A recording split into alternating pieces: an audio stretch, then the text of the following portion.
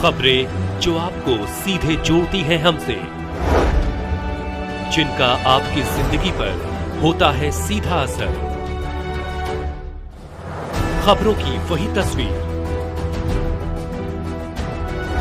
बिना बदले बिना डरे, जज्बा सच का लिए, सच दिखाते हैं।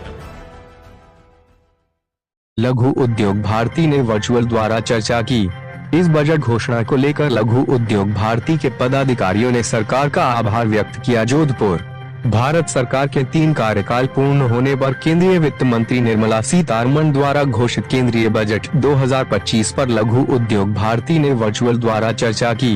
इस बजट घोषणा को लेकर लघु उद्योग भारती के पदाधिकारियों ने सरकार का आभार व्यक्त किया। बजट 2025 में कई महत्वपूर्ण घोषणाएं की गई हैं, जिनमें मध्यम वर्ग के लिए इनकम टैक्स में राहत, किसानों के लिए क्रेडिट कार्ड की लिमिट बढ़ाना और MSME के लिए लोन की सीमा बढ़ाना शामिल है। बजट 2025 की कुछ मुख्य विशेषताएं इस प्रकार हैं। इनकम टैक्स में राहत, मध्यम वर्ग के लिए इनकम टैक्स में राहत दी गई है। किसानों के लिए क्रेडिट कार्ड की लिमिट बढ़ाना, किसानों के लिए क्रेडिट कार्ड की लिमिट बढ़ाई गई है।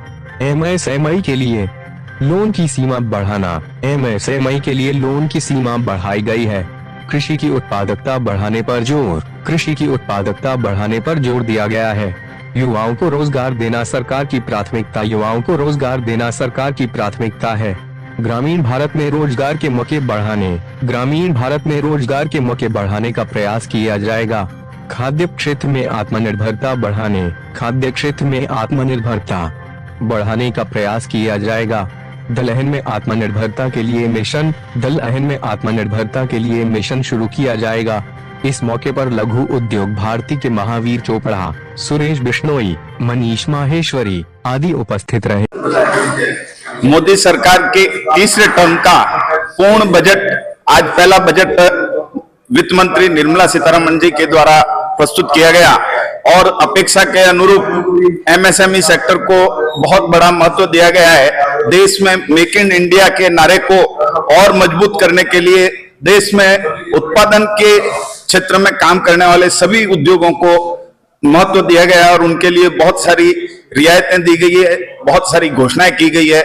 लघु उद्योग भारती उसका स्वागत करती है। देश के अंदर प्रोडक्शन स्किल बढ़े, इसके लिए स्किल डेवलपमेंट के लिए बहुत बड़े बजट की घोषणा की गई है। MSME सेक्टर में स्किल लेबर आए और वह अंतरराष्ट्रीय स्तर का माल उत्पादित कर सके, इसके लिए भी सरकार की घोषणा का हम स्वागत करते हैं। सरकार ने सबसे महत्वपूर्ण जो घोषणा की है, मध्यम वर्ग को 12 लाख रुपए तक का कोई टैक्स देने की आवश्यकता नहीं पड़ेगी। इससे मध्यम वर्ग के पास खर्च करने के लिए करीब 80,000 रुपए की वार्षिक बचत बढ़ेगी और उसका लाभ हर क्षेत्र में होगा। हर क्षेत्र की इंडस्ट्री को डेवलपमेंट मिलेगा और आम आदमी के घर पे सुविधाएं बढ़ेगी। इस कदम का भी लघु उद्योग भारती परिवार हार्दिक स्वागत करता है।